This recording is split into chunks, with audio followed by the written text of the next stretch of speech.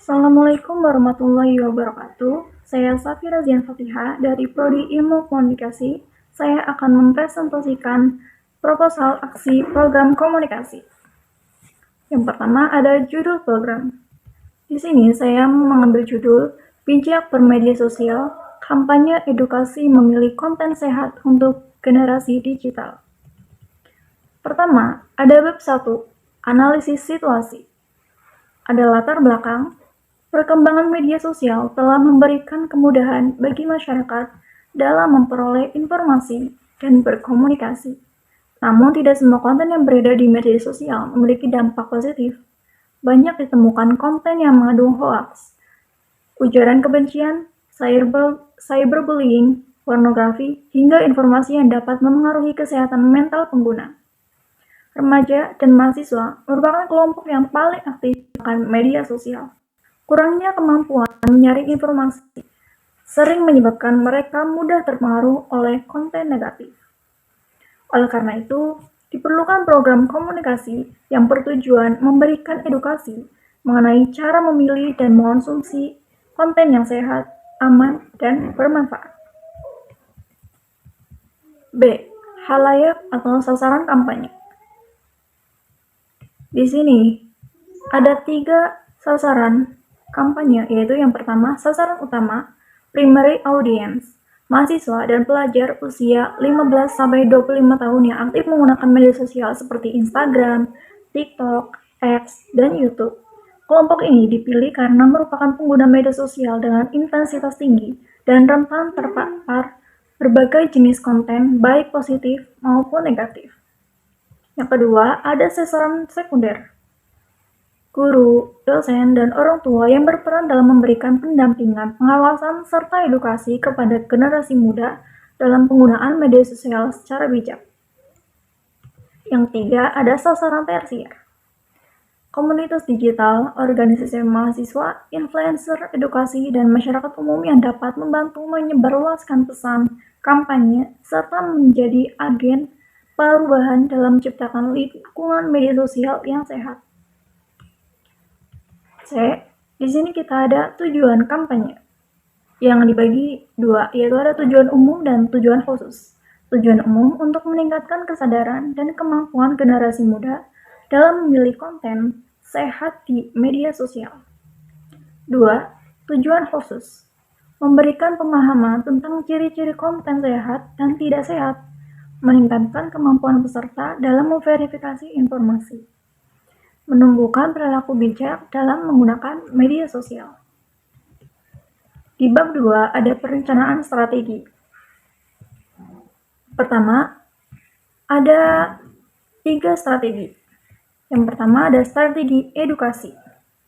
Memberikan informasi dan pemahaman kepada khalayak mengenai pentingnya memilih konten sehat di media sosial.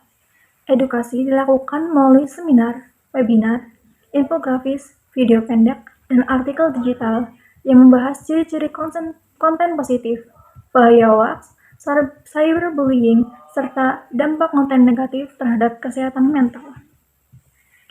Yang kedua ada strategi persuasi, mengajak khalayak untuk menerapkan kebiasaan memilih konten yang bermanfaat dan menyaring informasi sebelum membagikannya.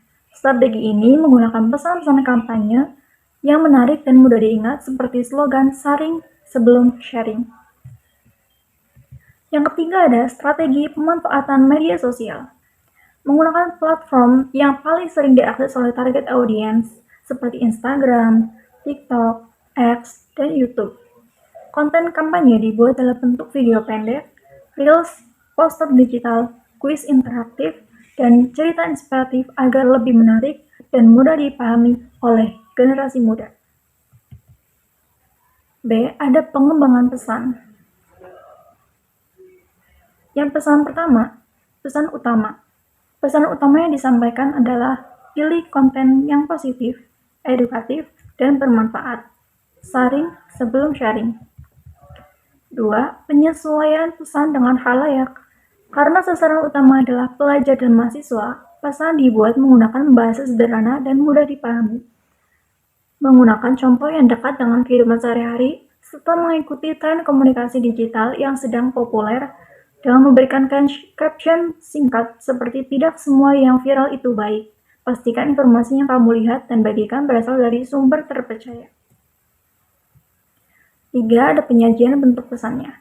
Agar tidak membosankan bagi para pelajar, pesan dikemas dalam berbagai format yang kreatif seperti pesan infografis, poster digital, video pendek, reels, TikTok, meme edukatif, serta kuis dan polling interaktif yang dibuat semenarik mungkin.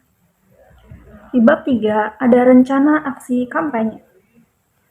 Di minggu pertama, yaitu minggu persiapan, kegiatannya membentuk tim kampanye, menyusun materi edukasi dan desain konten, membuat akun atau identitas kampanye di media sosial, dan menyusun jadwal publikasi konten.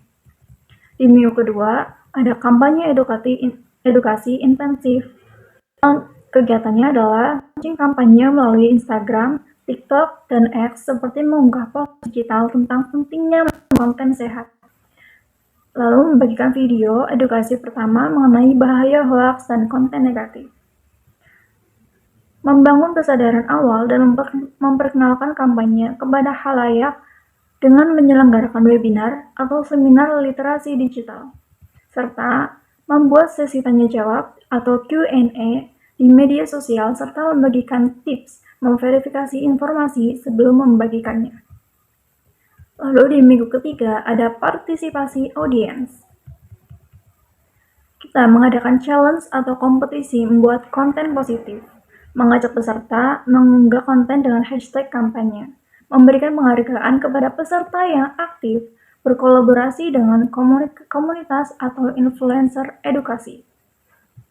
Di minggu keempat ada evaluasi dan penutupan. Kegiatannya adalah menyebarkan kuesioner evaluasi, mengukur jumlah peserta, jangkauan, dan interaksi media sosial, menyusun laporan hasil kampanye, menutup kampanye dengan publikasi hasil dan ucapan terima kasih kepada peserta. Di minggu keempat ini juga sebagai penentu untuk mengetahui tingkat keberhasilan kampanye dan menyusun rekomendasi untuk kegiatan selanjutnya.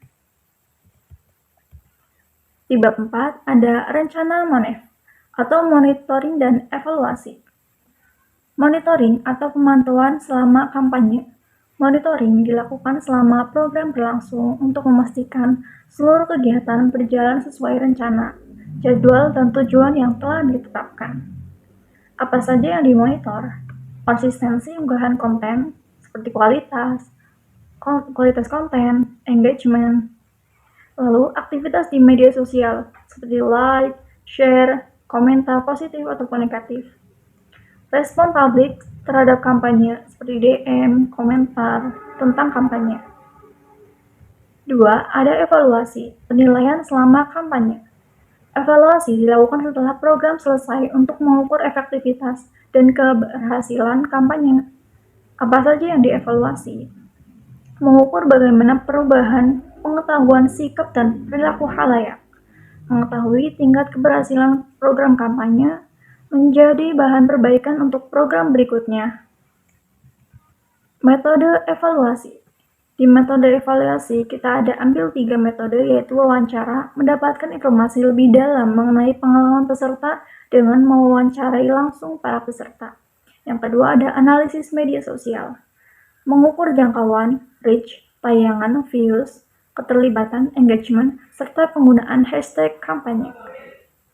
Yang ketiga ada observasi, mengamati partisipasi dan respon peserta selama kegiatan berlangsung. Output yang diharapkan adalah meningkatnya pemahaman peserta tentang konten sehat di media sosial, bertambahnya jumlah pengguna yang lebih bijak dalam mengonsumsi dan membagikan informasi, terbangunnya budaya saring sebelum sharing di kalangan pelajar dan mahasiswa.